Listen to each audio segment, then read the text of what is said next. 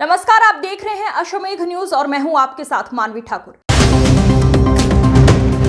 ये बहुत शर्मनाक और चिंताजनक विषय है। देशभक्ति और जनसेवा की शपथ लेने वाले पुलिसकर्मी यदि इस प्रकार के कृत्य में पाए जाएंगे तो कठोर कार्रवाई होनी चाहिए। जिसकी दाढ़ में एक बार खून लगा, उसके दाढ़ में जीवन भर लगा रहता है। मैं प्रदेश के मुख्यमंत्री और डीजीपी से मांग करने वाली हूं, ड्रग के साथ मिलकर काम करने वाला एक भी पुलिसकर्मी हमारे साथ नहीं होना चाहिए। अबू आजमी के बयान पर बोली उषा ठाकुर। आजादी के बाद पूरे 65 वर्ष जिस तरह की शिक्षा नीति पढ़ाई गई, उसके लिए अबू आजमी सिर्फ दोषी नहीं है, ये पूरी कांग्रेस की मानसिकता है। राष्ट्रवादी पीढ़ी तैयार ना हो, इसके लिए कांग्रेस ने काम किया। प्रिय मुगल और सिर्फ मुगल बताया गया, उन्हीं का महिमा मंडन करके पढ़ाया गया। गौरवशाली इतिहास से जानबूझकर हमारी आने वाली पीढ़ी को दूर रखा गया। अब छावा जैसी फिल्मों से वामपंथियों को तकलीफ हो रही है।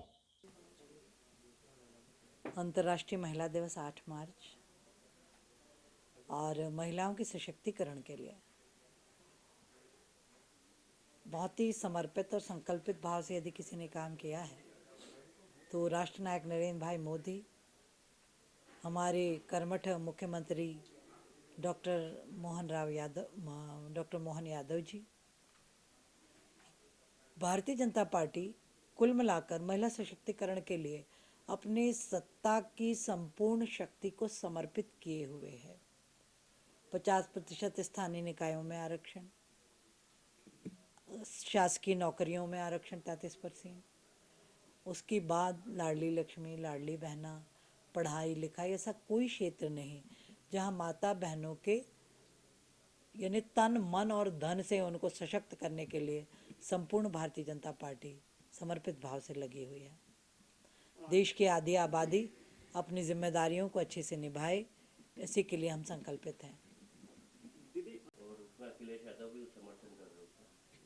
देखिए, आज़ादी के बाद पूरे 65 वर्ष जिस प्रकार की शिक्षा नीति कांग्रेस के संरक्षण में पूरे देश में पढ़ाई लिखाई गई, एक अबू आजमी नहीं है दोषी, उसकी मानसिकता, ये पूरी कांग्रेस की दोषी मानसिकता, कुत्सित मानसिकता, इस देश की एकता अखंडता को तोड़ने की मानसिकता और राष्ट्रवादी पीढ़ी तैयार ही ना हो ऐसी शिक्षा व्यवस्था बनाने में कांग्रेस ने अपनी महत्वपूर्ण भूमिका निभाई।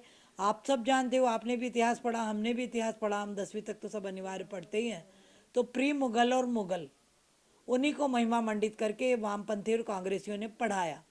जो भारत का स्वर्णिम इतिहास है, राजपूतों का त्यागमय इतिहास, मराठों का त्यागमय इतिहास, हमारे 10 गुरुओं गुरुपुत्रों का बलिदानी इतिहास, इस सब गौरवशाली इतिहास से जानबूझकर आने वाली पीढ़ी को वंचित रखा गया ताकि वो राष्ट्रवाद के प्रति लापरवाही बनी रहे।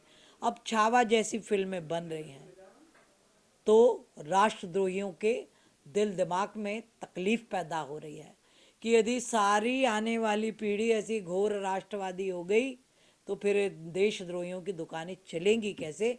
पीड़ा और मानसिकता ये है, इस देश में इस प्रकार की घृणित बातें करना, हमारे महापुरुषों का अपमान करना, ये संविधान का अपमान है और जिसने भी ऐसी हरकत की है उसके प्रति कठोर कार्यवाही भी होनी चाहिए। मैं ये आग्रह करती हूँ सरकार से। दीदी, होली है और